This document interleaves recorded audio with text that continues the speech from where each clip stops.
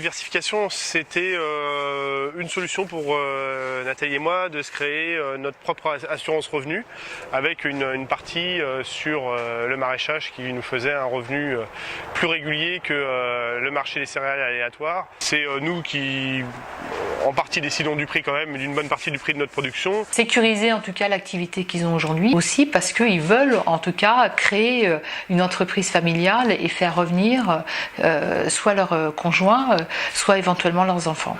Chaque année, on perdait un petit peu plus d'argent sur l'exploitation. J'avais envie de transformer une céréale de l'exploitation. Et en plus, Aurélien, notre fils, voulait revenir, donc il fallait trouver quelque chose. Donc on a cherché plusieurs idées. Et à ce moment-là, on est arrivé sur la transformation de l'orge en bière. Ce qui m'a poussé à me diversifier, c'est le fait que j'ai une petite exploitation et que je me rends compte que ça devient de plus en plus compliqué d'arriver à sortir des bénéfices. Donc pour arriver à pallier ça, j'ai décidé de faire autre chose. Le réel métier, c'est télépilote de drone. Ce que j'ai vraiment fait, c'est utiliser des drones en agricole pour faire de la cartographie pour l'azote. J'ai toujours été passionné par les nouvelles technologies, donc entre guillemets, lier l'utile à l'agréable, ça a été l'un de mes moteurs principaux.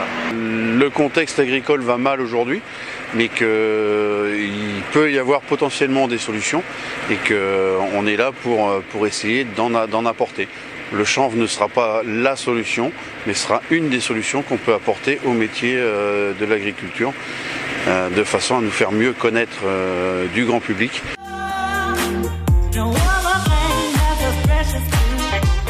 On a réussi à mettre une offre en face d'une demande, en fait, parce que la demande telle qu'elle est exprimée par le biais des médias, c'est souvent circuit court, maraîchage bio, pesticides. Finalement, on se rend compte que quand c'est bien expliqué, les gens ne sont pas forcément contre.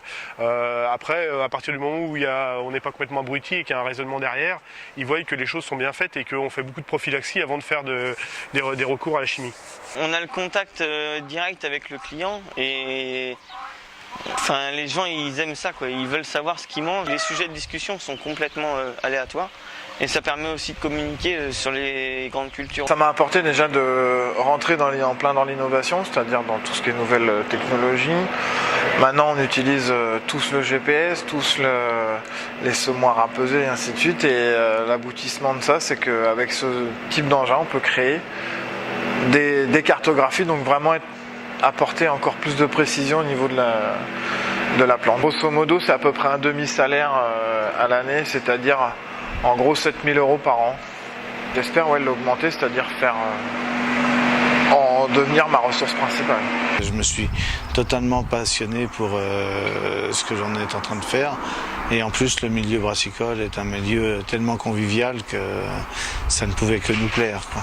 Sur l'exploitation, aujourd'hui, c'est ce qui nous permet de garder l'exploitation agricole, ce qui nous permet de vivre à deux couples, d'avoir créé 3 emplois. Nous, c'est le côté défi de production qui nous amuse aussi, de passer de 5-6 espèces en grande culture à 60 en maraîchage.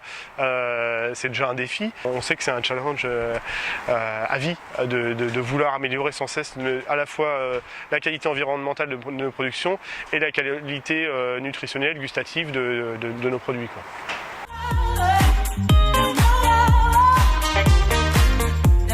Ça, on n'y pense tout à fait encore dans le mar de café, mais en tout cas, elle sera technologique, c'est à peu près sûr. Elle sera sans doute plus en circuit court si la tendance actuelle se confirme, puisqu'il y a une demande du consommateur de retrouver un peu de proximité avec la personne qui produit ces aliments. On ne sait pas jusqu'à quel niveau, on réfléchit aussi à toutes ces innovations pour diminuer un peu l'utilisation des intrants autant que faire se peut, même si ceci reste nécessaire dans la plupart des cas.